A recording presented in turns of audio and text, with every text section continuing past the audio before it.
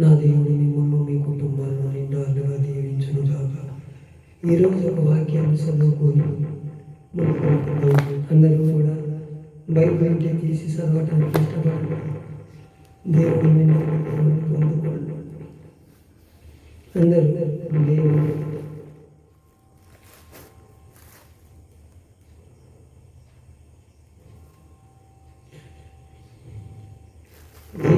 ఎలా ఉండాలంట?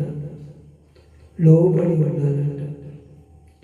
యాకోబు పత్రిక 4వ అధ్యాయము 7వ వచనాన్ని నేను చదువుతున్నాను. అందరూ కూడా బైబిల్ నుండి తీసి చదవండి. యాకోబు పత్రిక 4వ అధ్యాయం 7వ వచనం.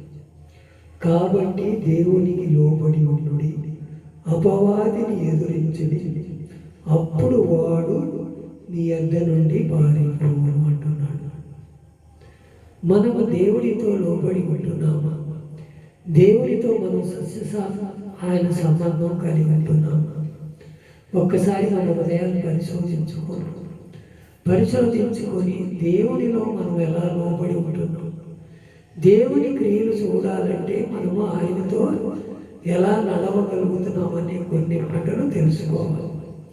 ఈ రాత్రి నేను దేవునితో లోబడి ఉంటున్నానయ్యా. నేను 30 సంవత్సరాల బట్టి సీనియర్ అయ్యాను అని చెప్పుకోవటం కాదు. నాకు అన్నీ తెలుసయ్యా. బైబిల్లో ఈ మాటలు నేను ఏది తీయక ముందలే చదువుతానయ్యా, అన్నీ జ్ఞాపకం ఉన్నాయా అని మనం అనుకుంటాం. అది గర్వపు మాట. అది మనకు మన జీవితాన్ని మార్చే మాట కాదు. అన్నీ నాకు తెలుసు అనే మాట మన జీవితాన్ని మార్చలేదు. ఆయన ఏమంటున్నాడు? తన్ను తాను తగ్గించబడినవాడు హెచ్చించబడినవాడు, తన్ను తాను హెచ్చించుకున్నవాడు తగ్గించబడిన అంటున్నాడు. మనం అపవాదిని ఎదిరించాలంటే ఆయన యేసు ప్రభుల వారిని అపవాది శోధించింది, యోబు విషయంలో శోధించింది, అలాగే ఆయనను కూడా శోధించింది. యోబును కూడా నువ్వు ఇలా దీవించమంటే నిన్ను ఏమీ అంటలా, ఆయనలోంచి అన్నీ తీసివేస్తే నిన్ను ఎదిరించి నీ నామాన్ని దూషిస్తాడని కూడా చెప్పింది.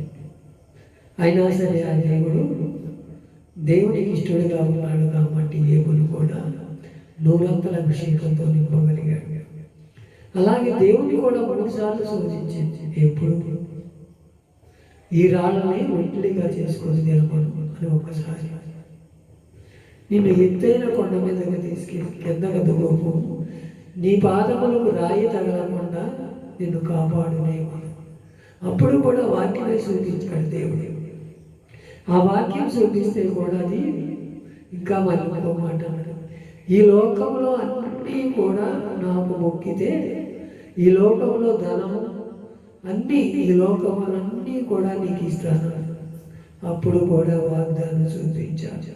ఆ దెబ్బతో పారిపోయి మనము కూడా బైబిల్ అనే వాగ్దానాన్ని స్థిరపట్టుకోవాలి. దేవునిలో నడవాలి. దేవుని మాటలేవో మనము కనిపెట్టుకొని తగ్గింపు జీవితంతో దేవుని మనం నిలబడాలి. మనం ప్రార్థన చేయకపోతే సాధారణ వచ్చి ముందర మన ఎదురు కూర్చుంటాడు. సాతాను నాలో ఉంటాడు, నీలో ఉంటాడు, అందరిలో ఉంటాడు. ఆడు ఎప్పుడు అవకాశం దొరుకుతుందా?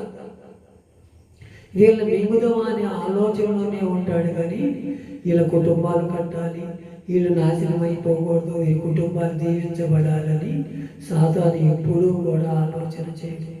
నిన్నుగానే ఇచ్చిస్తాడమ్మో. నువ్వు వాక్యం చెప్తే పక్షులు ఆలకిస్తాయి, నువ్వు పాట పాడితే మేమందరము కూడా నోరు తెరిచి చెవులు అప్పగించుకొని ఉంటాం. నువ్వు ఏది చేసినా దేవునికి ఇష్టంగా చేస్తావని మనల్ని ఇచ్చేస్తుంది. మనల్ని ఒక కడుగు పాతాళంలో తొక్కిస్తానికి ఆ మాట చెబుతుంది. మనం అలాంటి స్థితిలో ఉండకూడదు. దేవుని ఎదుట మనం ఎలా ఉండాలంటే లోబడి ఉండాలి. అది లోబడి ఉంటేనే మనకు దేవుడు కార్యం చేస్తాడు. మనం అలా ఉంటున్నామో లేదో ఒకసారి మనం పరిశోధించాలి. ఎఫెసీ పత్రిక 6వ అధ్యాయం 10వ వచనాన్ని 11వ వచనాన్ని నేను చదువుతున్నాను. అందరూ కూడా తొదకు ప్రభువు యొక్క మహాశక్తిని బట్టి ఆయన యందు బలవంతులై ఉండుడి. 11 మీరు అపవాది తంత్రములు ఎదురించుటకు శక్తిమంతులగునట్లు దేవుడిచ్చి సర్వాంగ కవచం ధరించుకోండి.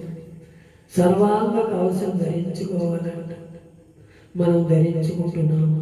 సర్వాంగ కవచం అంటే అది బైబిల్ అనే కవచాన్ని మనం ధరించుకొని బైబిల్లో ఉన్నట్టు చెప్పాలి.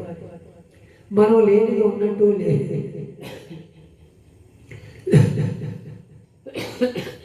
లేనట్టు మనం చెప్పకూడదు. నువ్వు దేవుళ్ళలోకి వస్తే నువ్వు దీవించబడతావు, నీకు అంతకంత వర్ధిల్లబడతావు, నిన్ను దేవుడే బాగు చేస్తాడు, నిన్నే దేవుడే రక్షిస్తాడు, దేవుడి కార్యాలు చేస్తావు.